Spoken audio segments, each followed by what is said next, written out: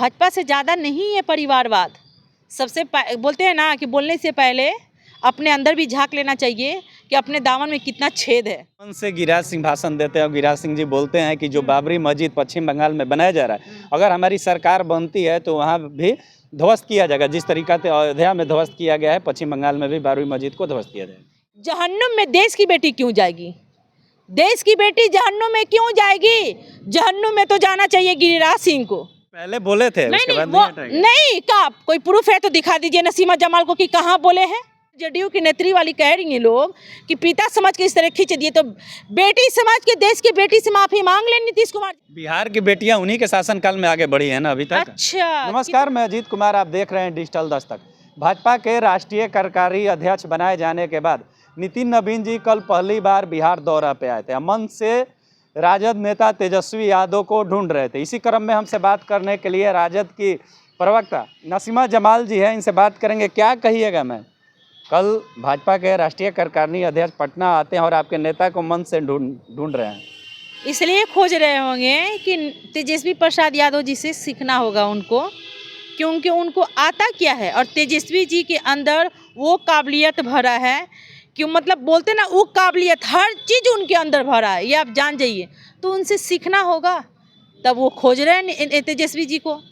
बिल्कुल, और तेजस्वी जी उस लायक हैं कि भाजपा वाले लोग खोजते फिरते हैं तेजस्वी जी को। अगर तेजस्वी जी का ये लोग नाम ना लेगा ना भाजपा वाला, तो इन लोग के पेट में पानी पचने वाला नहीं है। अगर अपना ये राजनीति करता है लोग, तो तेजस्वी जी और लालू जी के ही नाम पे ये अपना राजनीति चमकाता है लोग, ये आप जान जाइए। उसी मन से देखिएगा कि उप मुख्यमंत्री सम्राट चौधरी जी भी राजद पे परिवारवाद का आरोप लगा रहे हैं, उधर तृणमूल कांग्रेस पे परिवारवाद का आरोप लगा रहे हैं, समाजवादी पार्टी पे आरोप लगा रहे हैं। एक बात बताइए, भाजपा जैसा कोई किसी पार्टी में परिवारवाद है? सबसे ज़्यादा तो भाजपा में परिवारवाद भरा है, जेडीयू में परिवारवाद है, चारों तरफ इन लोग में तो सबसे ज़्यादा। क्या ये दूध के धुले हैं क्या भाजपा वाले? जीतनराम मांझी कौन है जी? मैं आपको ऐसे ऐसे नाम गिना दूंगी कि आप कहिएगा कि हाँ, भाजपा से ज़्यादा नहीं है परिवारवाद। बोलते हैं ना कि बोलने से पहले अपने अंदर भी झांक लेना चाहिए कि अपने दामन में कितना छेद है। तो जो इस तरह की बातें कर रहे हैं, तो सबसे पहले भाजपा में ही परिवारवाद भरा है, टूट टूट के।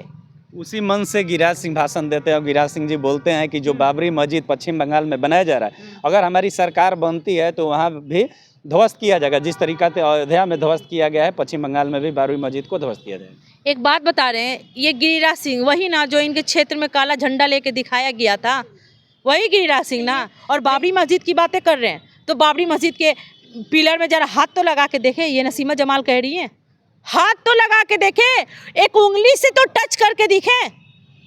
जो आयुष चिकित्सक महिला थी वो ज्वाइन नहीं की है, उस पर देखिएगा कर रहे हैं कि ज्वाइन करे और नहीं तो जहन्नम में जाए। इस पर जहन्नुम में देश की बेटी क्यों जाएगी? देश की बेटी जहन्नुम में क्यों जाएगी? जहन्नुम में तो जाना चाहिए गिरिराज सिंह को। गिरिराज सिंह के सोच को जाना चाहिए जहन्नुम में। इतना घटिया सोच रखने वाले को जाना चाहिए जहन्नुम में। देश की बेटी क्यों जाएगी? जाना चाहिए तो गिरिराज सिंह को जहन्नुम में जाना चाहिए, उनको ज़रूरत है। और जहन्नुम में भी उनके लिए जगह नहीं है। अब सोचिए वो कैसे इंसान है। जो हिजाब को हटाया गया है, ये जो तुल मामला पकड़ रही है, इसमें जदयू नेत्री भी कर रही है कि एक गार्जियन होने के नाते हिजाब को हटा के चेहरा देख रहे थे। अच्छा, मतलब पिता समान होके हिजाब हटा के देख रहे थे, चाहे वो हिजाब हो चाहे वो घूंघट हो। नीतीश कुमार जी वहाँ पे बोल सकते थे कि बेटी जरा हिजाब हटा लो तुम। नहीं, पहले बोले थे, उसके बाद नहीं हटाया। नहीं का कोई प्रूफ है तो दिखा दीजिए नसीमा जमाल को कि कहाँ बोले हैं।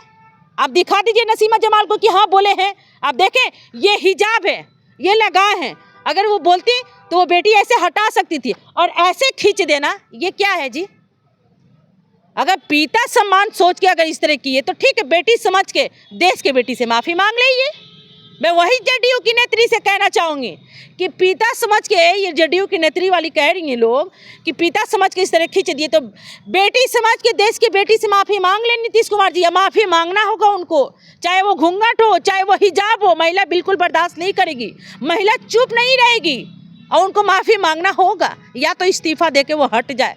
उनसे बिहार चलने वाला नहीं है ना, उनसे बिहार संभलने वाला है, ये आप जान जाइए। लगातार तो उप मुख्यमंत्री सम्राट चौधरी जी कह रहे हैं कि हम मंचलों के बिहार में खैर नहीं है। मंचलों को बिहार में खैर नहीं है। अब माननीय नीतीश कुमार जी क्या हैं जो खोले महफिल में मंच से हिजाब खींच देते हैं तो उस पर सम्राट चौधरी जी कोई एक्शन नहीं लेंगे, उस पर सम्राट चौधरी जी कुछ नहीं बोलेंगे। और इस मैटर में देखा जाए हिजाब खींचने वाला में नीतीश कुमार जी से अच्छा तो सम्राट चौधरी निकले, जो कि पीछे से कह रहे कि आप मत खींचिए हिजाब, वो रोकने की प्रयास कर रहे हैं। और नीतीश कुमार जी तो माने नहीं, वो खींच दिए। तो मैं सम्राट चौधरी जी से पूछना चाहूँगी कि नीतीश कुमार जी पे कोई एक्शन नहीं लेंगे? लेना चाहिए, बिल्कुल लेना चाहिए। जो देश के बेटी के साथ में इस तरह के किए हैं, चाहे घूंघट हो चाहे वो हिजाब हो, अगर इस तरह के घिनौनी हरकत किए हैं तो उनको माफ़ी वाकई में मांगना होगा। अब मांग के रहेंगे, हम महिला चुप रहने वाले नहीं हैं। इसके लिए क्या आप लोग सड़क पर उतरिएगा? बिल्कुल, अगर नीतीश कुमार जी माफ़ी नहीं मांगेंगे तो हम पूरे देश की महिला सड़क पे उतरेंगे, विरोध करेंगे इसका। एक आप बात बताइए, एक तरफ ये लोग बेटी के मान सम्मान की बातें करते हैं, एक तरफ कहते हैं बेटी बचाओ बेटी पढ़ाओ के नारा ये लोग लगाते हैं, और दूसरे तरफ मंच पे उसी बेटी का हिजाब खींचते हैं।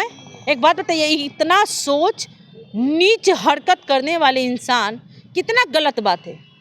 नहीं तो एक सवाल उठ रही है कि इसका क्या हिजाब खींचना अच्छा बात है? नहीं, एक सवाल उठ रहा है कि इसका जो मुद्दा था दिल्ली में भी इसको उठाया गया, इस पे पश्चिम बंगाल में भी इस मुद्दा को उठाया गया, इसका विरोध किया गया, लेकिन राजद अभी तक सड़क पर क्यों नहीं है, विरोध क्यों नहीं कर रही है? राजद कर रहा है, क्यों नहीं कर रहा है? आप नहीं देख रहे हैं? बिल्कुल, अगर नीतीश कुमार जी माफ़ी नहीं मांगेंगे, राष्ट्रीय जनता दल की महिला सड़क पे उतरेंगी, बिल्कुल उतरेंगी। और नीतीश कुमार जी को माफ़ी मांगना होगा देश की बेटी से। महिला बर्दाश्त करने वाली नहीं है, ये महिला का अपमान हुआ है, चाहे महिला घूंघट में हो चाहे वो हिजाब में हो।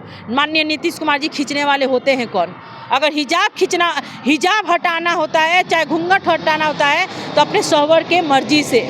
ये माननीय नीतीश कुमार जी इस तरह खींचे, इसका मतलब ये घिनौना हरकत किए जो बिहार के मुख्यमंत्री हैं। अगर इस तरह के घटिया हरकत कर रहे हैं बिहार के मुख्यमंत्री, तो उनसे क्या कोई उम्मीद लगा रखेगा? क्या उन पे कोई उम्मीद करेगा कि वो कुछ करेंगे? बिहार की बेटियां उन्हीं के शासनकाल में आगे बढ़ी है ना अभी तक। अच्छा, कितना उन्हीं के शासन में? देखिए ना, दिन दोपहर में बेटी बहन के साथ में बलात्कार हो जा रहा है, दिन दोपहर में हत्या हो जा रहा है।